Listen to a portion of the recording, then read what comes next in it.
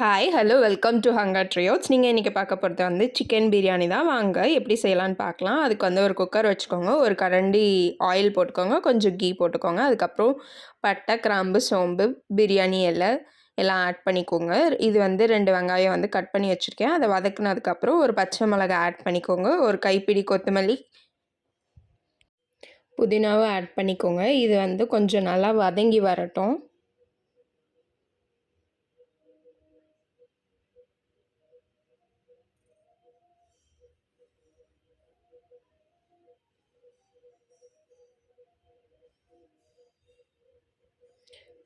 அதுக்கப்புறம் நம்ம அரைக்கிறதுக்கு தேவையான பொருட்கள் பார்க்கலாம். கொஞ்சம் இஞ்சி, பூண்டு, அதுக்கப்புறம் முந்திரி, கசகசா, ஒரு தக்காளி போட்டிருக்கேன்.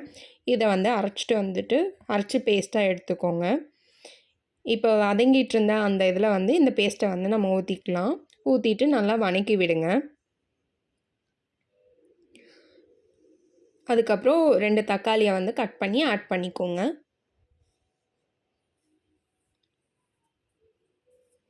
ஆட் பண்ணிட்டு இதை வந்து நல்லா வதக்கி விடுங்க.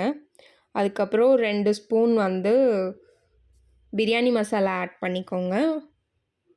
1 ஸ்பூன் வந்துட்டு மிளகாத்தூள் ஆட் பண்ணிக்கோங்க.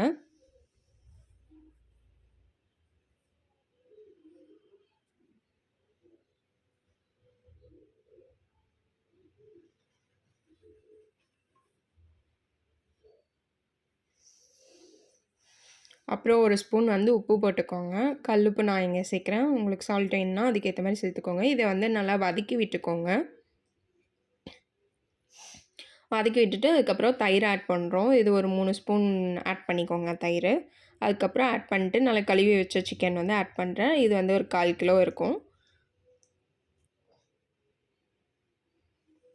ஆட் பண்ணிட்டு இதையும் நல்லா வதக்கி விடுங்க. லைட்டாக அதை வந்துட்டு வதக்கி விட்டதுக்கப்புறம் நான் 1 டம்ளர் அரிசியை ஊற வச்சுருந்தேன். அதை வந்து இங்கே ஆட் பண்ணிக்கிறேன். அதே இதில் வந்துட்டு 1 டம்ளருக்கு வந்துட்டு நீங்கள் ஒரு 1 1/4 டம்ளர் வந்து தண்ணி ஊற்றிக்கோங்க அரிசிக்கு. 1/2 டம்ளர் வந்து சிக்கனுக்கு எக்ஸ்ட்ரா ஊற்றிக்கோங்க. தென் இதை வந்து குக்கர் விசில் போட்டு மூடி வச்சுருங்க.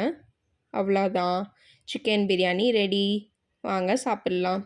மஷ்ரூம் பிரியாணி லிங்க் வந்து டிஸ்கிரிப்ஷனில் இருக்குது. உங்களுக்கு பிடிச்சிருந்தா லைக், ஷேர், சப்ஸ்கிரைப்